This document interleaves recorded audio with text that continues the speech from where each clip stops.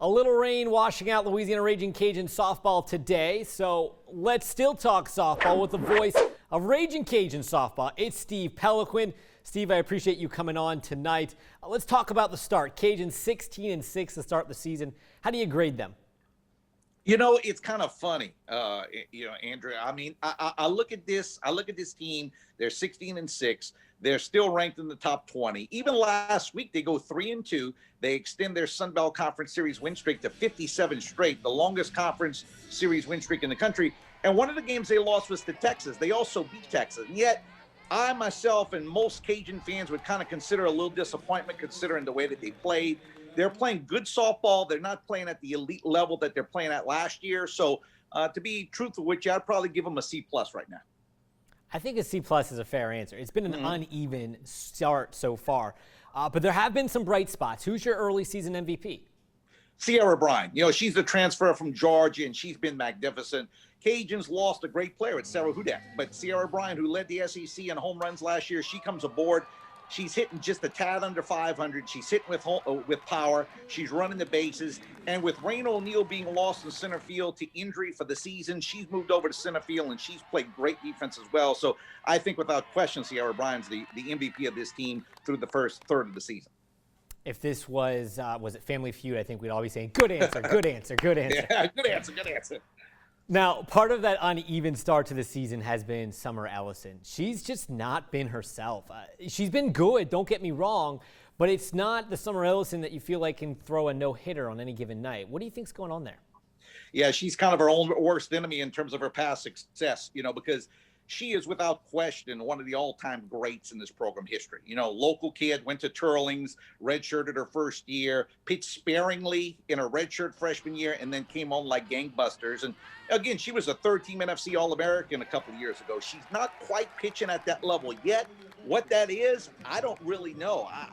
I've always had a theory that I think that as pitchers get older a little bit, I think they regress some. I think that has something to do with pitch count. I think a lot of it has to do with the fact that, hitters know what to expect from those pitchers. On the flip side, I still do think that I'd put my money on Summer Ellyson against anybody in the country. And I still think that this team, who has only 3 hitters now, hitting over 300. Understand the team they're playing this week, South Alabama, has 7. That goes to show you the Cajuns have not played their best softball yet. Summer Ellyson is one of them, but I'm still willing to bet that she's going to come on like gangbusters, and they're going to come on like gangbusters the remainder of the season. Her speed has been noticeably down, and I think that's a big part of her struggles. Other things that aren't going so well, errors, and you mentioned coming off that UTA series how they didn't play well. Errors. They give up more unearned runs than they did earned runs against UTA. I don't know what the solution is here because this is not a team that we think of as being a poor fielding team. Yeah, you're right. And what I look at is I think there are too many bodies in 2 different places right now.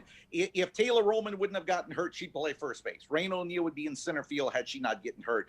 And yeah, you could put Sierra Bryant in center field, but that creates a vacancy in right field. And not all of it is Jerry Glasgow's fault. You look at the weekend, Caitlin Alderink, the second baseman, was out with the shoulder injury, so you needed somebody at second base.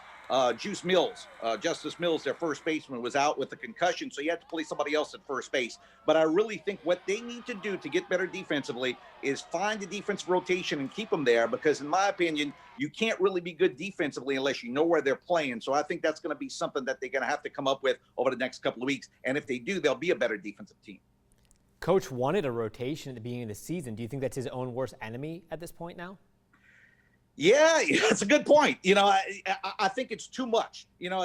Sometimes depth could be a bad thing for you. If you got all these great players, you're more tempted to go to somebody else if things aren't going best with the first one. But baseball and softball is a large sample size sport. You know as well as I do, if Mike Trout gets off to a 150 start this year with the Angels, he's not out of lineup in May. So I think that it'd probably be wise for him, meaning Coach Glasgow, to come up with a lineup offensively and defensively the rest of the year and kind of stick with it.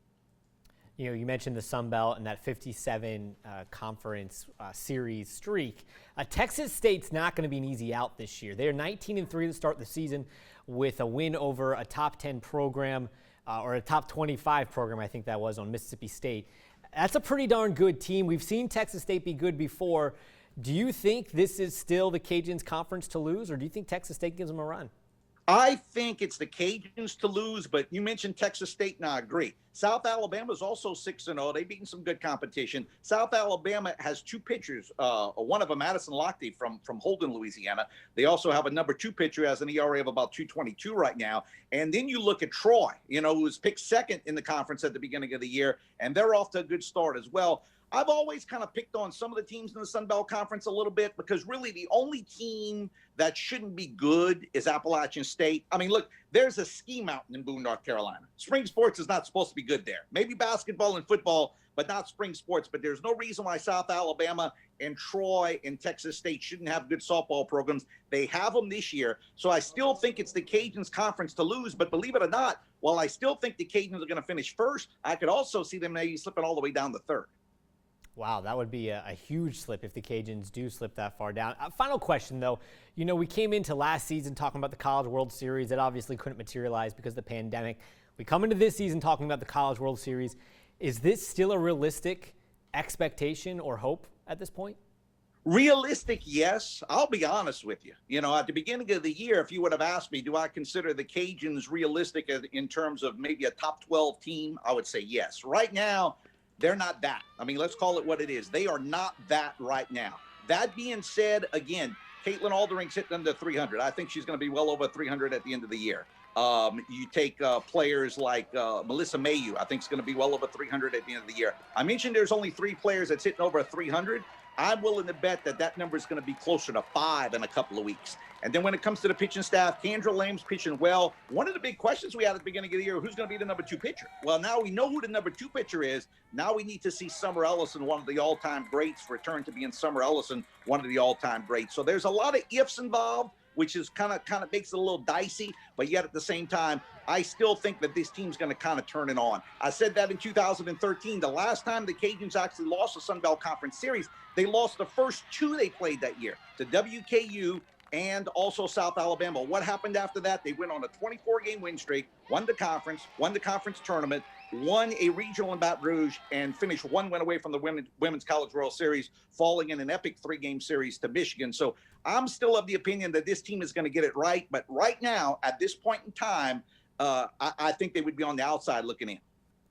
Don't sell your Cajun stock just yet. That's what Stevie P said. He's the voice of Ragin Cajun softball. Steve Peloquin. Stevie, I appreciate you coming on. As always, it's been your pleasure.